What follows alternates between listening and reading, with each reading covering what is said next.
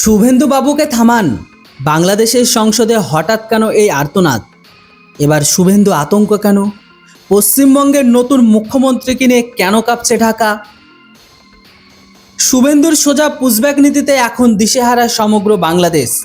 ভাবুন একবার, পশ্চিমবঙ্গের একজন মুখ্যমন্ত্রীকে নিয়ে রীতিমতো তোলপাড় শুরু হয়ে গেছে খোদ বাংলাদেশের জাতীয় সংসদে। স্পিকারের সামনে দাঁড়িয়ে সেখানকার সাংসদরা রীতিমতো কান্নাকাটি করছেন যে দয়া করে শুভেন্দু বাবুকে থামান। কিন্তু হঠাৎ কী এমন ঘটল যে দশকের পর দশক ধরে চলা তোষণের রাজনীতিতে তবে এবার শেষের দিকে? অনুপ্রবেশকারী আর রোহিঙ্গাদের জন্য বাংলার নতুন সরকারের নীতি কি এবার শুধুই ডিটেক্ট, ডিলিট আর ডিপোর্ট? কিভাবে মাত্র কয়েকদিনের মধ্যে ওপার বাংলার রাতের ঘুমকে উড়িয়ে দিলেন রাজ্যের নতুন মুখ্যমন্ত্রী শুভেন্দু অধিকারী? আসুন আজকের এই ভিডিওটিতে সেই পুরো সমীকরণটাই মেলানো যাক। তো দেখুন বন্ধুরা, এতদিন অনুপ্রবেশকারীরা ধরা পড়লে তাদের জেলে রাখা হতো, রাজ্যের কোষাগারের টাকায় তাদের ভাত ওষুধ খাওয়ানো হতো। কিন্তু নতুন মুখ্যমন্ত্রী এবার সাফ জানিয়ে দিয়েছেন, ভোট ব্যাংকের স্বার্থে এই তোষণের রাজনীতি আর বরদাস্ত করা যাবে না। এবার থেকে অনুপ্রবেশকারী বা রোহিঙ্গা ধরা পড়লেই আর জেল নয়, সোজা সীমান্তে বিএসএফের হাতে তুলে দেওয়া হবে। সেখান থেকে ধৃতদের রাখা হবে হোল্ডিং সেন্টারে, যাচাই প্রক্রিয়া শেষে সরাসরি বাংলাদেশে পুশব্যাক করা হবে তাদেরকে।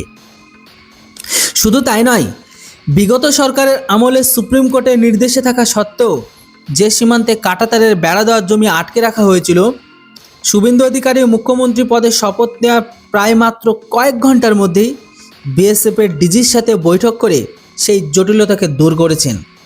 সেই সঙ্গে প্রথম ক্যাবিনেট বৈঠকে সীমান্ত সুরক্ষাকে অগ্রাধিকার দিয়ে ৪৫ দিনের মধ্যে জমি হস্তান্তরের নির্দেশ দেওয়া হয়েছিল। আর ইতিমধ্যেই ১৪২.৭৯ একর জমি বিএসএফের হাতে তুলেও দেওয়া হয়। কোচবিহারে ২২.৯৫ একর, জলপাইগুড়িতে ৩৫.১৬৫ একর আর দার্জিলিংয়ে ৮.৮১৫ একর জমি হস্তান্তর করা হয়। সেই সঙ্গে আগামী কয়েক মাসের মধ্যে প্রায় ৬০০ কিলোমিটার সীমান্ত এলাকায় কাঁটাতারের বেড়া দেওয়ার কাজ সম্পূর্ণ হয়ে যাবে। আর বর্তমান পশ্চিমবঙ্গ সরকারের এই কঠিন পদক্ষেপে ধাক্কা গিয়ে লেগেছে এখন সরাসরি ওপার বাংলায়। বাংলাদেশের নাগরিকদের এভাবে পুশব্যাক করার সিদ্ধান্ত নিয়ে হইচই পড়ে গেছে খোদ বাংলাদেশের জাতীয় সংসদে।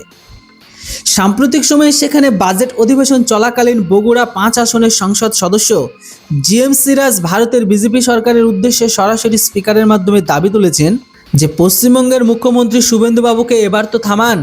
আসুন একটু শুনে নেওয়া যাক তিনি ঠিক কি বলেছেন।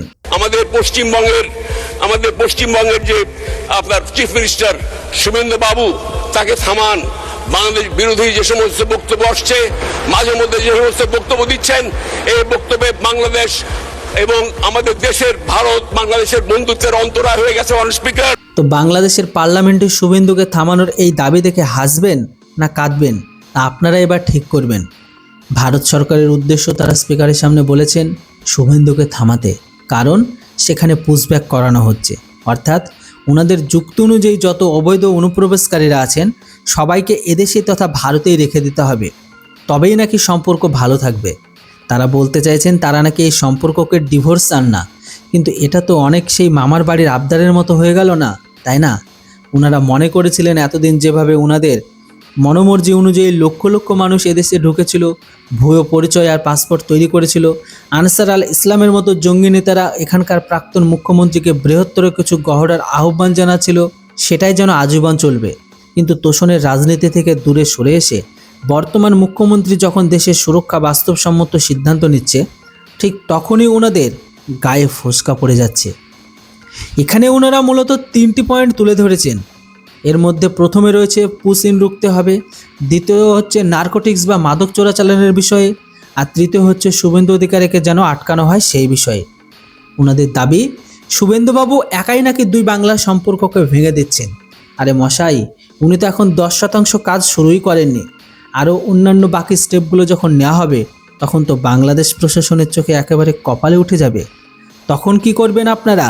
বাংলাদেশের ওই সাংসদ মহাশয়কে মনে করিয়ে দেওয়া দরকার, যখন মোহাম্মদ ইউনুস বলেছিলেন তিনি ভারতের 7 সিস্টার আর বঙ্গোপসাগরে অভিভাবক, তখন ওনাকে কেন বাংলাদেশের সংসদ সোজা সাজা দেওয়া থেকে বা প্রতিবাদ জানানো হয়নি? এরপর পাকিস্তানের যুদ্ধজাহাজ, বিমান, আইএসআই যখন বাংলাদেশের লালমনিরহাট এয়ারপোর্টে ঘাঁটি করেছিল তখন কেন আপনারা চুপ করেছিলেন?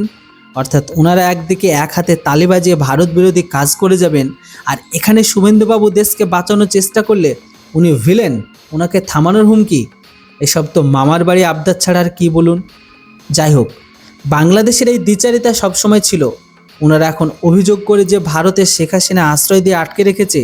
আরে মশাই, যে বিমানে চড়ে হাসিনা ভারতে এসেছে, আপনাদের দেশ থেকেই তো হাসিনাকে পাঠানো হয়েছিল সেই সময় ভারতে। তাহলে নিজের দেশের প্রশাসনের দিকে আঙুল না তুলে ভারতের দিকে এত চোখ রাঙানো কিসের? ওরা ওসমান হাদিকে জাতীয় সম্মান দিচ্ছে আর বিএনপি নেতারা ভারতে শাড়ি পরাচ্ছে, তখন তো আপনাদের ওই দুই দেশের বন্ধুত্বের জন্য দুঃখ দেখা যায় না? আসলে পশ্চিমবঙ্গে এই রাজনীতির পট পরিবর্তন এখন ওপার বাংলার কার্যগত রাতের ঘুমকে উড়িয়ে দিয়েছে। হিজড়া বিজেপি বাহিনীর রাতের ঘুমকে উড়িয়ে দিয়েছে, তাদের ঘুষ খাওয়া বন্ধ করে দিয়েছে, তাদের শান্তির ঘুম কেড়ে নিয়েছে। তারা তাদের যে সমস্ত উগ্রবাদী ইসলাম জঙ্গি মানুষদের সামনে ঢাল রেখে ভারতের সাথে লড়ার স্বপ্ন দেখছিল, তাদেরও রাতের হুঁশকে উড়িয়ে দিয়েছে। লুঙ্গি বাহিনীর পুরো লুঙ্গিকে খুলে নিয়েছে। মমতা বন্দ্যোপাধ্যায় যতদিন মুখ্যমন্ত্রী ছিলেন, ওনাদের হয়তো এক ধরনের নিশ্চিত ভাব ছিল যে এখন তো শুভেন্দু অধিকারী মুখ্যমন্ত্রী হতেই ওনাদের দেশের পার্লামেন্টের এই নিয়ে অনৈতিক প্রতিবাদ শুরু হয়ে গেছে ইতিমধ্যেই। অন্যদিকে শুভেন্দু অধিকারী রাজ্যের বিধানসভায় দাঁড়িয়ে রাজ্যপালের ভাষণের জবাবে বক্তৃতায় অত্যন্ত স্পষ্ট ভাষায় ওপার বাংলার উদ্দেশ্যে কড়া জবাব দিয়ে দিয়েছে। ভারত সরকারের ওই আইন কার্যকর করেছে, ধরো আর বিএসএফ কে দাও, নো জেল। এখনো অব্দি আমি 10,000 বের করেছি।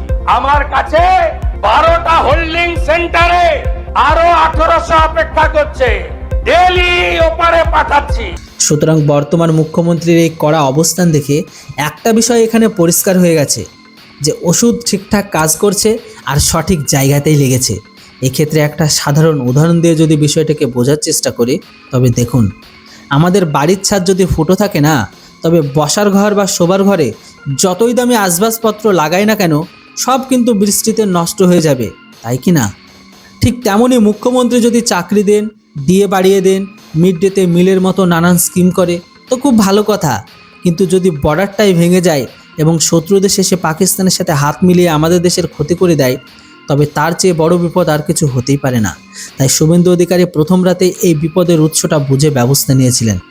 এখানে একটা গুরুত্বপূর্ণ প্রশ্ন হলো যে জমির সুপ্রিম কোর্টের নির্দেশ থাকা সত্ত্বেও বিগত 15 বছর ধরে দেওয়া হচ্ছিল না, তা রাতারাতি কিভাবে দেওয়া সম্ভব হলো? যারা এতদিনে এই জমি আটকে রেখেছিল তাদের কাছে এর কোনো সঠিক উত্তর আছে কি?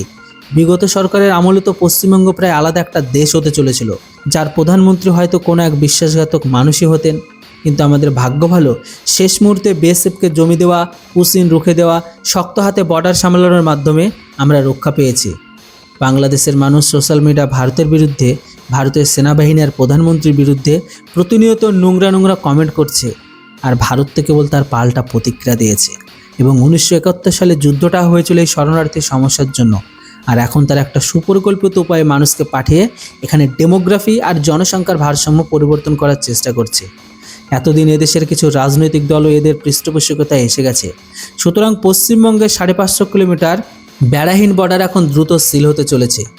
নতুন মুখ্যমন্ত্রী আসার পর তিনি ভোটের রাজনীতি আগেই দেশের সুরক্ষাকে অগ্রাধিকার দিয়েছে। যারা এখানে ভোট ব্যাংক হিসেবে ঢুকে বসেছিল তাদেরও ভোট এখন আর থাকবে না, রুজি রোজগার থাকবে না। যারা জীবিকার জন্য এসেছে তাদের চেয়েও বড় চিন্তা হলো যারা সন্ত্রাস ছড়াতে এসেছিল তারা এখন পালাবেন। এক্ষেত্রে মুখ্যমন্ত্রী পরিষ্কার বলেছেন, ডিটেক্ট, ডিলিট অ্যান্ড ডিপোর্ট। আর এখন সময় এসেছে সবার আগে এদের আইডেন্টিফাই করা, যারা এদেরকে ভুয়ো কাগজপত্র আর আধার কার্ড বানিয়ে দিয়েছে তাদের চিহ্নিত করে জেলে ভরা, এবং ভোটার তালিকায় থেকে এদের নামকে সম্পূর্ণ বাদ দেওয়া পর্যন্ত এই সমস্যার স্থায়ী সমাধান সম্ভব নয়।